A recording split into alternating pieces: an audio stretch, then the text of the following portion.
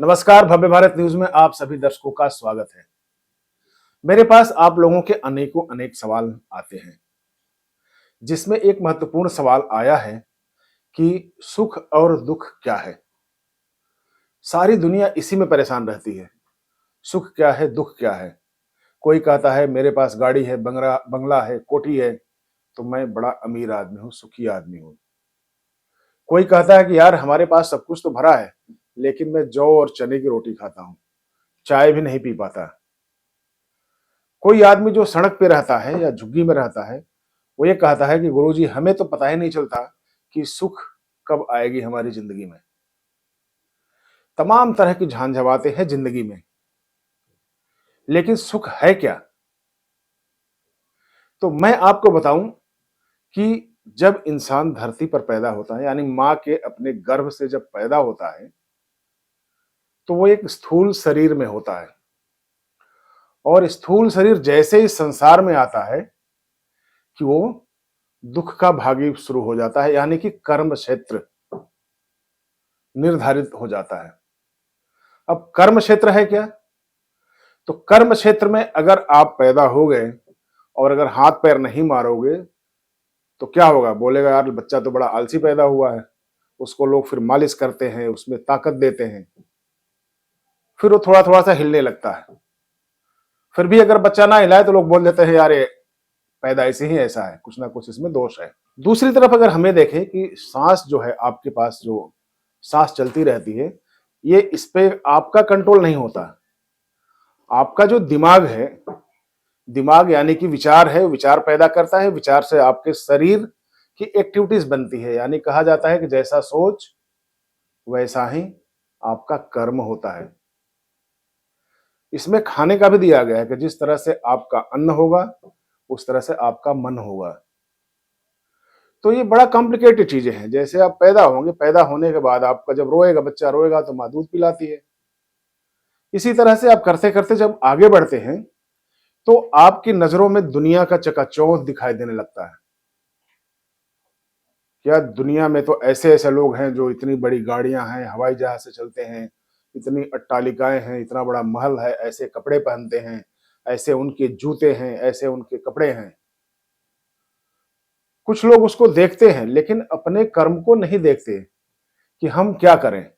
नतीजा आपस में जलन हो जाती है, एक दूसरे को देखकर जलन होने लगती है। इसी चीज को समझाने के लिए हम आज एक उदाहरण लेते हैं और आपको बताते हैं, जो आप समझ जाएं कि जीवन आखिर है क्या और सुख दुख क्या है, आप कैसे सुखी रह सकते हैं।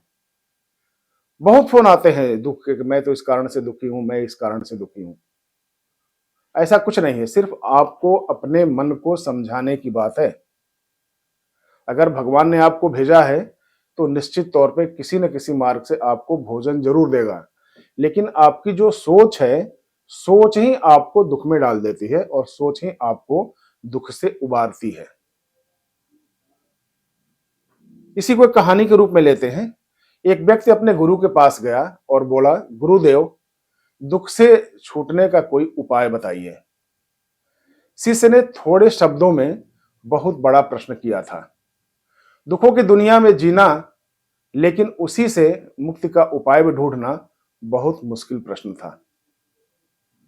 गुरु ने कहा, एक काम करो, जो आदमी सबसे सुखी है उसके पहने हुए जूते लेकर आओ, फिर मैं तुझे दुख से छूटने का उपाय बता दूंगा। शिष्य बड़ा उत्साहित हुआ कि अरे, सुख का रहस्य क्या जूते में छिपा है। फटाफट उसने तैयारी की, उसमें एक एनर्जी आई, ऊर्जा आई और वह शिष्य घर से, गुरु के पास से निकल गया, उनके आश्रम से निकल गया। एक घर में जाके पूछा कि भाई तुम तो बहुत सुखी लगते हो, अपने जूते सिर्फ आज के लिए मुझे दे दो। उसने कहा, भैया क्या बात करते हो, हमारा पड़ोसी तो ऐसा गंदा आदमी है कि पूछिए नहीं। अपने तो अच्छी अच्छी चीजें खाता है, अपनी तो अच्छी अच्छी महलों में रहता है, सब करता है और नीचे गंदगी फेंक देता है। मैं उससे इतना परेशान हूं कि मैं बता नहीं सकता भैया मैं कहां सुखी हूं। आप पड़ोस में जाके किसी से पूछ लो, शायद वो सुखी हो। शिष्य दूसरे घर में गए। उन्होंने कहा कि भैया एक दिन के लिए मुझे अपना वो दे दो, जूते दे दो। बोला क्या बात करते हो आप, इस दुनिया में कौन सुखी है? कोई सुखी होगा तब तो आपको जूते देगा। बोला नहीं, मैं पूछ रहा हूं कि आपको कोई परेशानी है? आप तो इतना सुखी लगते हो, घर भी ठीक है आपका, कोठी भी ठीक है आपका, कार भी है, सब कुछ है, आप सुखी तो लगते हो। बोला मैं कैसे सुखी हूं, मेरा बेटा इतना हरामी आदमी है कि पूछिए नहीं, वो जो कहता हूं उसके विपरीत ही करता है वो। बहू आई है, बहू भी सर पे चढ़ के बैठी हुई है, न समय से खाना न पाना न दाना, और जब भी आता है ड्रिंक करके आ जाता है। तो मैं कैसे सुखी हूं, मैं तो उलझा हुआ हूं। आप किसी और के घर में चले जाओ। वहां गया, एक और व्यक्ति मिले। बोला भैया 2 घर से तो मैं हो आया हूं, लेकिन लगता है कि आप थोड़ा सा सुखी आदमी हो। तो कहा कि नहीं, मैं भी सुखी आदमी नहीं हूं। बोला क्यों? आप कायदे से बात कर रहे हो, चेहरे पे मुस्कान है आपका। बोला भाई वो सब बनावटी है, मैं इतना दिल से दुखी आदमी हूं कि मैं बता ही नहीं सकता कि मैं कितना दुखी हूं। भाई आपकी किस बात की दुख है? मेरी बीवी इतनी करकसा है, इतनी करकसा है कि घर में घुसते ही वो झाड़ू लेके चढ़ बैठती है। कहाँ गए थे, क्या किया था, कैसे किया, कहाँ पैसे हैं, कहाँ रुपए हैं, किनसे बात की। बेचारे परेशान हो गए वो भी। बोला मैं नहीं सुखी हूं भैया, किसी और के पास चले जाओ। इसी तरह से करते करते शिष्य एक घर गए, 2 3 4 5 10, कम से कम हजारों घर गए, लेकिन इस दुनिया में कोई आदमी उन्हें सुखी नहीं मिला जो अपना जूता गुरुजी को यानी शिष्य को दे सके। बेचारा अंत में हार के वापस लौटने का फैसला किया। उसके जूते खुद ही घिस गए, जूते लाने के चक्कर में उसके जूते खुद घिस गए। गुरु के पास आए और बोला गुरुदेव, मैं जितने घर में गया, जहां जहां मैं गया, वहां पे कोई सुखी इंसान हमें नहीं मिला, सभी दुखी हैं।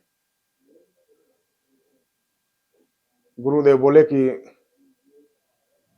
अब आपको समझ में आई? शिष्य ने कहा कि नहीं गुरुदेव, अगर आपको इतनी से बात में ही समझाना था तो आप मुझे पहले सुबह ही बता दिए होते कि सुख की परिभाषा क्या है। बोले कि नहीं, सुख एक ऐसा दुष्पाच्य शब्द है जो जिसको अनुभव करके ही पाया जा सकता है। जब आप रास्ते पे चलेंगे, जब सही मार्ग पे चलेंगे, तभी आपको पता चलेगा कि गलत मार्ग का नतीजा क्या होता है। बेचारा बहुत परेशान हुआ शिष्य। बोला कि गुरुदेव फिर तो कोई रास्ता तो बताइए कि ये सुख क्या है। बोला सुख और दुख कुछ नहीं है, सिर्फ एक मन का वहम है। अगर आप सुखी रहना चाहते हो तो अपने विचार को बदलो, दूसरे के प्रति अपने विचार को बदलो, दूसरे से नफरत ना करो, दूसरे से जलन मत करो। दूसरे को देखो तो उसके मेहनत को समझो कि उसने अगर मेहनत किया है तो आज आगे बढ़ा है। मैं भी मेहनत करूंगा और मेहनत करके जो कमाई होगी, जो मेरे पास चीज होगी, उसी से मैं अपना जीवन व्यतीत करूंगा। यही सुख का राज है। शिष्य ने पैर पकड़ा गुरु का और बोला कि हे गुरुदेव, आपने तो मुझे इतना उपदेश दे दिया कि मैं जिंदगी भर नहीं भूल पाऊंगा। गुरु ने कहा कि नहीं, दूसरे को देखकर आप अपना रास्ता मत बदलो। सुख का मूल मंत्र यही है, जो आप कर रहे हो करते जाओ। क्योंकि अगर आप रेलवे प्लेटफॉर्म पर रहकर आप चाहोगे कि मैं एरोप्लेन से उड़ जाऊं तो कभी संभव नहीं है।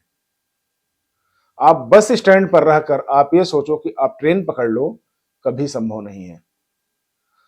इस दुनिया में ऐसे भी लोग हैं जो बिल्कुल नहीं चल पाते, यानी कि अपाहिज हैं। वो सुख की कामना करेंगे कि मैं अट्टालिकाएं बनाऊं, मैं बहुत बड़े बड़े काम करूं, उससे हमारे पास पैसा आए, तो ये कम होता है। पैदल चलने वाले लोग, मेरे कहने का मतलब आप लोग समझते रहिएगा, पैदल चलने वाले लोग वो सोचे कि मैं बहुत बड़ा गाड़ी लेकर चलूं, तो कहां चल पाओगे आप में वही क्षमता है कि आप पैदल चलो, और पैदल चल के आपको जितना सुख मिलेगा, जो आपका पसीना बहेगा, अगर आप बोलो कि मैं तो 10 किलोमीटर पैदल चल लेता हूं, वो बड़े बड़े लोग जिनके पास अरबों रुपए हैं, वो 10 किलोमीटर पैदल नहीं चल पाएंगे। आपका सुख उसी में है।